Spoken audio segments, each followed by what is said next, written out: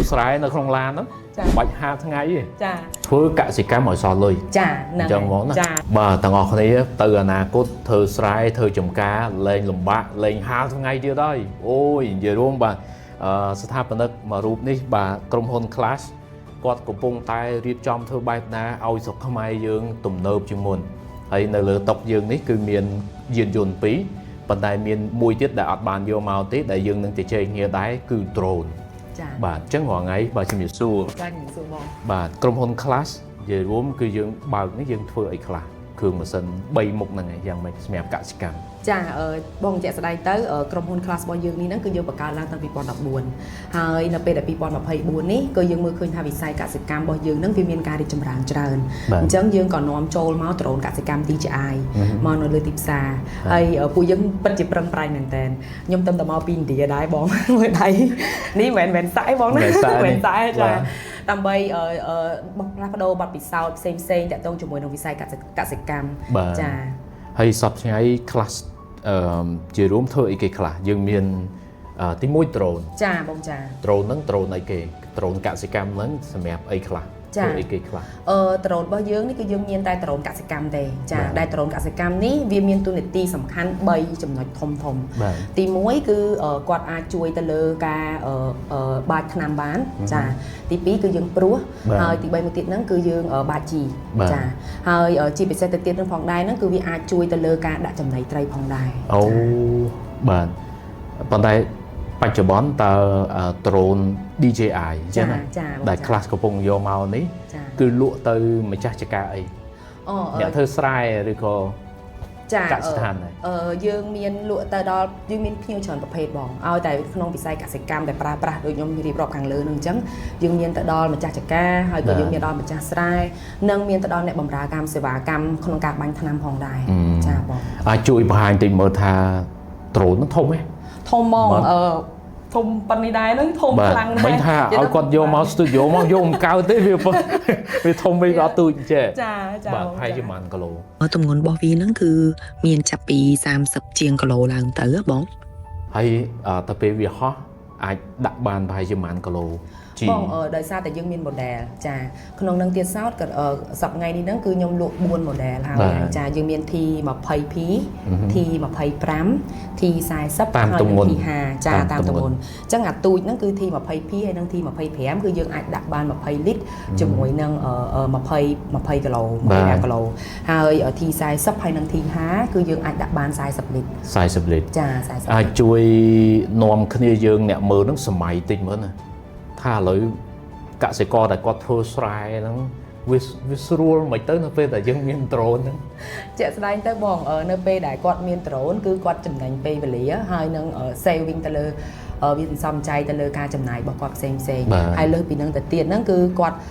ពីមុនបងបើសិនជាគាត់ត្រូវការបាញ់ថ្នាំណាគាត់ស្ពាយស្អីពីក្រោយគាត់ចឹងទៅហើយគាត់ដើរបាញ់ថ្នាំមួយហិកតាខ្ញុំគិតថាគាត់ចំណាយពេលមិនតិច2ម៉ោងទេដើម្បីធ្វើផ្ទុយទៅវិញនៅពេលដែលគាត់ប្រើ drone គឺគាត់ចំណាយពេលតែ5ទៅ7នាទីជារួចស្រេចក្នុងមួយហិកតាហើយលើពីហ្នឹងទៀតសោតគាត់អត់ចាំបាច់ត្រូវហាលថ្ងៃទេហ្នឹងហើយគឺគាត់អាចនៅកន្លែងមួយលប់បានឬក៏បើសិនជាគាត់ហ្នឹងហើយបើគាត់មានឡានទេគាត់នៅក្នុងឡានម្ចាស់ចការផ្ទាល់ហ្មងចាម្ចាស់ស្រែបាទរងថ្ងៃមានថៅកែស្រែថៅកែស្រូវច្រើនចាអញ្ចឹងគាត់អត់ចង់ហាលថ្ងៃទេនៅក្នុងឡានហ្នឹងចានៅក្នុងឡានធ្វើស្រែនៅក្នុងឡានហ្នឹងមិនបាច់ហាលថ្ងៃទេចាបាទហើយទៅពេលហ្នឹងគាត់បញ្ជាមកទៅត្រង់យើងជាក់ស្ដែងទៅយើងក៏មានឡានដែរយើងមានឡានហ្នឹងគឺឡានមួយហ្នឹងគឺប្រើ hybrid ជាមួយនឹងអគ្គិសនីហើយនឹងសាំងអញ្ចឹងឡានហ្នឹងគឺអាចសាកជាមួយនឹងថ្មដ្រូនបានសូមានន័យថាគាត់អាចនឹងអង្គុយក្នុងឡានម៉ាស៊ីនត្រជាក់គាត់បញ្ជាដ្រូនពីឡានហ្នឹងអញ្ចឹងទៅចាហើយគុណដំបូងគឺយើងមាននៅលើតេឡេហ្នឹងគឺយើងអាចដាក់ map ថាតើដីទំហំប៉ុន្មានដែលគាត់ត្រូវតែបាញ់ថ្នាំអីអញ្ចឹងទៅបងអញ្ចឹងបន្តមកទៀតគាត់អង្គុយក្នុងឡានទៅគាត់ដាក់អញ្ចឹងទៅចុចបញ្ជាទៅអាដ្រូនហ្នឹងវាហោះបាជីបាញ់ថ្នាំទៅតាម map ដែលគាត់បាន set ហ្នឹងហើយអូហើយវាបាញ់សមដែរស សពបងអញ្ចឹងយើងកំណត់ឧទាហរណ៍ថាបើសិនជាស្រ័យរបស់គាត់អញ្ចឹងគឺគាត់ចង់បាញ់ថ្នាំ20លីត្រក្នុង1ហិកតានៅលើតេឡេគាត់សេតទៅ20លីត្រក្នុង1ហិកតា ហើយគូស map ទៅ ចាហើយគូ map ទៅអញ្ចឹងគឺវាលៃខ្លួនគាត់លៃខ្លួនគេហើយហ្នឹងហើយដ្រូនគេលៃខ្លួនគេហើយមកល្មម20លីត្រហ្នឹងបងចាអញ្ចឹងយើងអង្គុយក្នុងឡានទៅមិនសិនជាក់ទៅចាអូយទៅសម័យតោះនេះមើលនេះគឺជាកសិកម្មសម័យសំណើបកំពុងកើតឡើងនៅខ្មែរយើងហើយហើយលក់ដ្រូនបានច្រើននេះកន្លងទៅបានច្រើនបងក្នុងឆ្នាំមុនហ្នឹងគឺយើងលក់បានច្រើនហើយឆ្នាំនេះហ្នឹងក៏មានការកើនឡើងជាងឆ្នាំមុនដែរតើម្ចាស់ចការនៅណាប្រើដ្រូនច្រើនជាងគេនៅបាត់ដំបងបាត់ដំបងយើងមានបើសិនជាគិតមើលទៅបាត់ដំបងគ្រាន់តែ30%ជាងនៃការលក់របស់ខ្ញុំទៅបាត់ដំបងអូចាហើយ10%ជាងហ្នឹងគឺយើងទៅប្រទេសមានជ័យបន្តមកទៀតយើងបន្តបន្សំហ្នឹងគឺយើងមាននៅព្រៃវែងកំពង់ធំស្វាយរៀងព្រៃវែងចឹងបាទនិយាយរួមគឺខេត្តដែលមានស្រែច្រើនចាមានស្រែច្រើនបាទមានស្រែច្រើនហើយមិញឮសូរដ្រូនហ្នឹងវាព្រោះបានទៀតណាចាបងព្រោះមិនទៅមើលព្រោះហ្នឹងគឺយើងដាក់ដាក់ស្រូវនៅក្នុងអាធុងព្រោះរបស់គេហ្នឹងចឹងទៅសាច់ទៅហើយយើងកំណត់ទៅថាតើគាត់ចង់ព្រោះមានពូជមួយចំនួនគឺគាត់ព្រោះ100គីឡូឬក៏200គីឡូឬក៏350គីឡូក្នុងហិកតាចឹងទៅយើងសេតនៅក្នុងតេឡេអញ្ចឹងអានោះគឺវាព្រោះតែម្ដងហើយកសិករគឺពេញចិត្តមែនតើបងដោយសារតែពេលព្រោះគឺវាស្មើល្អចាវាស្មើល្អវាមានកណ្ដេបកណ្ដប់អត់មានអាឡាខ្លះដុសដុំច្រើនទៅតែនេះដុសតិចស្រើងទៅអត់ទេស្មើគ្នាស្អាតតែម្ដងតោះនេះខ្ញុំធ្លាប់តែនៅរឿងក្មេងៗតិចចាស់នាំគ្នានិយាយគ្នាហើយធំឡើងកុំធ្វើស្រែវេទនាណាស់ហើយកុំធ្វើខ្សែវេទនាណាស់ឥឡូវមានណាclass DJI កំពុងតែធ្វើឲ្យនេះផ្ទុយឆ្លាស់ចាបងចាអញ្ចឹងអ្វីដែលចាស់ធ្លាប់គិតសម័យឃើញកាលពីមុនវាផ្ទុយឆ្លាស់ធ្វើស្រែស្រួលជាងមុនចំណេញជាងមុនចាបងចាហ្នឹងហើយមិញថានេះយើងចំណេញតែពេលវេលាឯងចាថវិកាចំណេញច្រើនទេថវិកាចំណេញច្រើនបងអើយដោយសារតែវាបង្កើនទិន្នផលឲ្យយើងបង្កើនទិន្នផលហើយវាសំចៃអីបានអត់វាសំចៃតទៅជាមួយនឹងកម្លាំងពលកម្មហើយនឹងពេលវេលាអញ្ចឹងគាត់អាចរកលុយប្រាក់បន្ថែមបានទៀតមានន័យថាគាត់សល់ម៉ោងពីមុនគឺគាត់បើសិនជាគាត់បាញ់ឆ្នាំនោះគាត់បាច់ដៃគាត់អត់មានពេលទៅណាផ្សេងទេប៉ុន្តែនេះបងឯងមើលគាត់ចំណាយពេលតែ5ទៅ7នាទីហើយគាត់អាចទៅសេវាកម្មនៅកន្លែងគេផ្សេងទៀតបានទៀតចាអញ្ចឹងមានន័យថាគាត់រកប្រាក់ចំណូលបន្ថែមបានមានន័យថាដ្រូនដែលទាំងអស់គ្នាទិញទៅយកទៅប្រើចការយើងផងប្រើចការគេទៀតចាបងចាហើយតាមស្រួលយើងទៅមួយថ្ងៃហ្នឹងចំណាយពេលចំណេញប្រើដ្រូនចំណេញមកវិញចាដោយសារយើងផ្ដល់សេវាកម្មដល់ស្រែក្បែរហ្នឹងចាអូលូចមែនតើបាទហើយកាលពីនេះក៏គាត់យកគំរូមកដែលខ្ញុំចង់សួរថាតើណាមួយដែលបានចាប់ផ្ដើម class ឡើងនេះទាំង DJI drone នឹងផងដែរក្តីបំណងធំជាងគេបំផុតក្នុងមុខរបរនេះអីគេក្តីបំណងធំបំផុតសម្រាប់មុខរបរនេះគឺខ្ញុំចង់មើលឃើញប្រទេសកម្ពុជាជាក់ស្ដែងបងគឺជាប្រទេសមួយដែលវិស័យកសិកម្មនឹងឈានមុខគេតែដល់ឡែកខ្ញុំឃើញថាប្រជាជនរបស់យើងភាគច្រើនប្រជាកសិកររបស់យើងភាគច្រើនគឺគាត់នៅប្រើប្រាស់ទៅលើការបែបប្រពៃណីច្រើនអញ្ចឹងខ្ញុំសង្ឃឹមថានៅថ្ងៃអនាគតក៏ដូចជាការគ្រប់គ្រងពីរដ្ឋាភិបាលផងដែរហ្នឹងគឺយើងអាចជំរុញវិស័យនេះឲ្យក្លាយទៅជាវិស័យមួយដែលទំនើបកម្មចាធ្វើកសិកម្មឲ្យសល់លុយចាហ្នឹងចឹងហ្មងណាចាធ្វើកសិកម្មឲ្យសល់លុយបាទហើយមើលពីគ្រឿងនេះធ្វើម៉េចឲ្យសល់លុយចាពីគ្រឿងនេះធ្វើអីខ្លះអានេះត្រាក់ទ័រណាចាត្រាក់ទ័របងបាទជាក់ស្ដែងទៅថ្ងៃក្រោយគឺខ្ញុំនឹងអាចយកមួយទៀតហ្នឹងគេហៅថា auto steering ចាអញ្ចឹង auto steering គេបំពាក់ទៅលើ tractor គ្រប់ tractor ណាគឺយើងអាចបំពាក់បានដែរមិនថា tractor ខ្លះ tractor ផ្សេងទៀតទេគឺយើងអាចបំពាក់បានហើយ auto steering ទៀតសោតនេះហ្នឹងគឺបងពេលដែលបងព្យួរបាទបងអត់ដឹងថាតើដីហ្នឹងវាស្មើឬក៏អីឯងបើយើងមើលនឹងភ្នែកអញ្ចឹង auto steering ហ្នឹងវាជួយឲ្យអាកង់នេះអញ្ចឹងវាបត់តាមអាកង់នេះហ្មងវាបញ្ជាកង់ហ្នឹងតែម្ដងអញ្ចឹងដូចយើងគូដ្រូនអញ្ចឹងវា map របស់វាមួយអញ្ចឹងគឺវាត្រង់ទៅត្រង់មកត្រង់ទៅត្រង់មកអញ្ចឹងបងមិនបាច់ហត់ថាអូចាំថាអូដល់ណាហើយហ្នឹងហើយដល់ណាហើយអាកន្លែងហើយនៅត្រង់អត់ចាយើងបាច់ចឹងទេអញ្ចឹងយើងចំណេញអាហ្នឹងអញ្ចឹងណានេះជាបច្ចេកវិទ្យាថ្មីហើយខ្ញុំជឿថាបងប្អូនដែលនេះជាពិសេសតកុងអាត្រាក់ទ័រតោះគ្នាមើលនេះហើយ share ឲ្យមើលហងចា តោះនេះមើលថា share ឲ្យមេថាមេហើយនេះចាំទិញមិញថា auto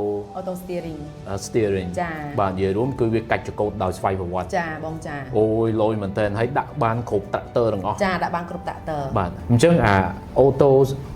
steering ហ្នឹងបើកដោយស្វ័យប្រវត្តិហ្នឹងវាចំណេញមិនសម្រាប់ tractor បងយើងចំណេញពេលវេលាដែរដូចគ្នាដែរពីព្រោះពេលដែលបងបើកទៅជាទូទៅនៅពេលដែល tractor បើកទៅផុតមកដល់កន្លែងនេះមួយអញ្ចឹងគាត់ត្រូវថយក្រោយហើយបកមកវិញអញ្ចឹងណាប៉ុន្តែ auto steering វាអាចបើកតាមកន្លងអញ្ចឹងហើយវាម្លងហ្នឹងវាបត់មកហ្មងអញ្ចឹងវាបត់មកម្លងហើយត្រូវទេហើយបត់ទៅវិញវាចាំកន្លងមកវាដែលម្លងហ្នឹងវាទៅវិញអញ្ចឹងណាចាអញ្ចឹងចំណេញពេលវេលា ហេតុអីវាចាំណា វាកំណត់ចាំនៅក្នុង map របស់វាហើយបងលើពីហ្នឹងទៀតណាបងឧទាហរណ៍ថាឥឡូវបងមានបុគ្គលិក 3-4 នាក់គាត់បបានប្រហែលជា3អាតាគាត់ហត់ឬក៏អីចឹងគាត់សម្រាកត្រូវទេអញ្ចឹងអ្នកបន្តមកទៀតគឺគាត់ចាំហ្មងអូតូស៊ីរីគាត់ចាំហ្មងថាគាត់ដល់ត្រម៉ានហើយអញ្ចឹងអ្នកដែលក្រោយមកទៀតហ្នឹងគឺបន្តការងារហ្នឹងតទៀតចាគាត់មកភ្លេចថាអូខ្ញុំមិនដឹងថាឥឡូវភ្ជួរដល់កន្លែងណាទីតាំងណាខ្ញុំភ្លេចឬក៏អីអញ្ចឹងណាចាបងអូខេនេះជាបច្ចេកវិទ្យាទី2ដែលទាំងអស់គ្នាស្ដាប់ទៅអូយតាមពិតទៅវាគ្មិនមួយរូបនេះពិសេសមែនតើបាទជាសហគមន៍មួយរូបដែលកំពុងតែធ្វើឲ្យស្រុកខ្មែរយើងជាពិសេសអ្នកដែលធ្វើកសិកម្មទំនើបជាងមុនទី3យើងទៅជែកគ្នាមិញហ្នឹងអីទៅអនាគត class នឹងរៀបចំឲ្យមានបច្ចេកវិទ្យាមួយម៉ាស៊ីនមួយដែលយើងយកមកធ្វើដីឲ្យស្មើចាជាម៉ាស៊ីនយ៉ាងម៉េចអាហ្នឹងចាភាសាអង់គ្លេសគឺហៅថា leveling machine ហើយភាសាខ្មែរយើងអាចនិយាយបានថាគឺជាម៉ាស៊ីនមួយដែលអាចកម្រិតទៅលើដីនឹងឲ្យវាស្មើបាននៅពេលដែលយើងធ្វើស្រែបងបើសិនជាដីរបស់យើងស្មើគឺវាអាចសន្សំសំចៃទៅលើប្រេងហើយវាអាចសន្សំសំចៃទៅលើជីផងដែរហេតុអីសន្សំចៃលើប្រេងដោយសារតែបើសិនជាដីយើងស្មើនៅពេលដែលយើងបូមទឹកដាក់ចូលទៅក្នុង field ហ្នឹងគឺយើងអាចដឹងថាកម្រិតណាប៉ុណ្ណាអញ្ចឹងតែបើសិនជាដីហ្នឹងវាអត់ស្មើទេបងយើងត្រូវបូមទឹកវាច្រើនប្រើប្រេងវាច្រើនដើម្បីឲ្យវាពេញអាមួយខាងនោះព្រោះវាអត់ស្មើបងចាតែបើវាស្មើគឺវាអាចសេអញ្ចឹងចាអញ្ចឹងទីទៀតគឺយើងនឹងយក leveling machine ចាក់ស្ដែងទៅគឺកំពុងតែ on shipment ហើយចា on shipment ហើយយើងយកមកយើងនឹង testing trial មើលសិនដើម្បីឲ្យប្រជាកសិករគាត់ឃើញថាអាហ្នឹងគឺវាអាចស្មើមែនព្រោះរាល់ថ្ងៃគាត់ឃើញថាដីគាត់ស្មើហើយមិនបាច់ធ្វើអីទៀតទេគឺមើលដោយភ្នែកចាគាត់មើលដោយភ្នែកពីព្រោះគាត់ជួគាត់ថាដីគាត់ស្មើស្អាតហើយអញ្ចឹងណាប៉ុន្តែជាក់ស្ដែងទៅអត់ទេហ្នឹងហើយអត់ស្មើទេដីស្រែនឹងអត់ស្មើទេបើអត់ប្រើម៉ាស៊ីនធ្វើវាឲ្យស្មើចាបាទហើយទាំងអស់គ្នាខ្ញុំចុះទៅជួបបាទថៅកែជីគាត់និយាយតាមត្រង់ហ្មងថាបើសិនបើដីយើងស្មើខ្លាំងគឺប្រើជីចំណេញច្រើនណាស់អស់តិចចាបងបាទអស់តិចចាបាទហើយចឹងមិញយើងចំណាយសាំងតម្លៃម៉ាស៊ីនអីក៏វាអស់តិចដែរហើយម៉ាស៊ីនហ្នឹងទ្រង់ទ្រាយវាមិនទៅម៉ាស៊ីនហ្នឹងទ្រង់ទ្រាយវាមិនអាចវាបបាក់បកស្រាយហ្មងចឹងគេថាវាធំហ្នឹងហើយម៉ាស៊ីនហ្នឹងគឺវាធំហ្នឹងហើយជាប់ជាមួយនឹង tractor ខាងក្រោយហើយវាដូចជារបៀបកាយចឹងទៅដល់ពេលដីកន្លែងណាដែលខ្ពស់វាកាយដីនឹងទុកដល់ពេលវាដល់ដីកន្លែងទៀតវាតម្លាក់ដីនឹងចុះវិញចាហ្នឹងហើយគឺវាដឹងព្រោះយើងប្រើឡាស្រាទៅគឺវាដឹងថាកន្លែងនេះវាខ្ពស់ជាងអញ្ចឹងវាកាយឲ្យស្មើដល់ពេលកន្លែងនេះវាទាបជាងហើយអញ្ចឹងវាដាក់តម្លាក់ដីនឹងចុះវិញចាហើយគិតទៅម៉ាស៊ីនឥឡូវឆ្លាតទៅណាចាបងយើងព្យាយាមយកបច្ចេកទេសបច្ចេកវិទ្យាដែលទំនើបយកមកឲ្យប្រជាកសិកររបស់យើងដើម្បីឲ្យគាត់នឹងទទួលបានទិន្នផលខ្ពស់ហើយដើម្បីឲ្យគាត់នឹងចំណាយតិចចាពីព្រោះថា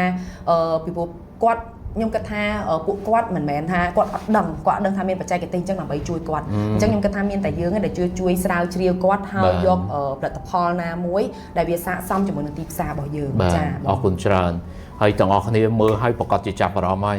បាទថ្ងៃណាមួយจะមើលមានឱកាសអូចុះទៅវាស្រែឲ្យទាំងអស់គ្នាខ្ញុំទៅថតវីដេអូផ្ទាល់តែម្ដងបាទប្រហែលជាទាំងអស់គ្នាល្អមើលហើយនិយាយរួមនេះគឺជាសហគមន៍មួយរូបដែលកំពុងតែរស់ស៊ីនៅក្នុងវិស័យកសិកម្មប៉ុន្តែមិនទៅដាំដុះខ្លួនឯងទេគឺទៅជួយអ្នកដាំដុះឲ្យទំនើបជាងមុនធ្វើស្រែឲ្យស្រួលជាងមុនកុំទៅហាលថ្ងៃយកអត់ហាលថ្ងៃទេ គឺប្រជាដ្រូននៅក្នុងសិនជាក់ហ្មង ចា៎ អូយទំនើបមែនតើ ចា បាទហើយនេះគឺជាអ្វីដែលកំពុងកើតឡើងនៅស្រុកខ្មែរយើងហើយ ចាចា បាទអញ្ចឹងបើទាំងអស់គ្នាចាប់អារម្មណ៍ជាមួយនឹងដ្រូនដែលទាំងអស់គ្នាបានមើលនៅក្នុងវីដេអូនេះសូមតាក់ទងមកខ្លះផ្ទាល់ទៅអាចចូលតាម page បានទេ តែទៅគឺយើងមាន page 2ដើម្បីឲ្យពុកម៉ែបងប្អូនមកតាក់ទងផងដែរ page ទី1នោះគឺ tractor ខ្លះ Cambodia ហើយ page មួយទៀតគឺ drone កសិកម្មខ្មែរ DCA DJI KH បាទដូចនៅលើអេក្រង់នេះផ្ទាល់តែម្ដងហើយនាំគ្នាទៅចេញគ្នាទៅបាទបើទាំងអស់គ្នាចង់ស្រួលបើទាំងអស់គ្នាចង់តិចធ្វើស្រែឲ្យស្រួលខ្លួនសួរគាត់ទៅបាទពិភាក្សាគ្នាតើយើងពិភាក្សាគ្នាគំនិតយើងបែកការធ្វើកសិកម្មវាកាន់តែស្រួល ចាបងចា បាទហើយសួរចុះឡើងភ្លេចសួរតម្លៃដ្រូនមួយម៉ាន drone គឺតម្លៃចាប់ពី 12000 រហូតដល់ទៅ 18000 តាមប្រភេទ តាមប្រភេទ ទំហំវា ចា បាទហើយមើលសួរអត់ចង់ឈប់ទេនេះបាទប៉ុន្តែចង់សួរចុងក្រោយមួយថា 12000 អញ្ចឹងជួយបញ្យល់ទៅបងប្អូនជាម្ចាស់ចការទីមើលចំណេញអត់ចាយលុយ 12000 ទិញដ្រូនហ្នឹងចំណេញអត់ហើយបើចំណេញមិនទៅ បងអើយជាក់ស្ដែងទៅតម្លៃវាប៉ុណ្ណឹងកសិករភ្ញៀវរបស់ខ្ញុំផ្ទាល់ហ្នឹងណាគឺគាត់តែ3ខែហ្នឹងគឺគាត់រួចដើមគាត់បាត់ហើយ អូមិនបានរួចដើម ដោយសារតែគាត់បម្រើសេវាកម្មបាញ់ថ្នាំទៅអ្នកផ្សេងទៀតដែរមួយហិកតាគឺគាត់អាចយកគេបាន 30000 អញ្ចឹងណា 25000 30000 ក៏ 40000 អញ្ចឹងទៅតាមតំបន់របស់គាត់ចាអញ្ចឹងបើសិនជាក្នុងមួយថ្ងៃគឺគាត់បាញ់បានត្រឹមតែ50ហិកតាហ្នឹងហើយវាចូលមកនេះឥឡូវចឹងថា40000ចុះ50ហិកតាវា$50បាត់ហើយទៅចា$50ក្នុងមួយថ្ងៃហើយចុះគាត់បាញ់បាន25ថ្ងៃអញ្ចឹងវា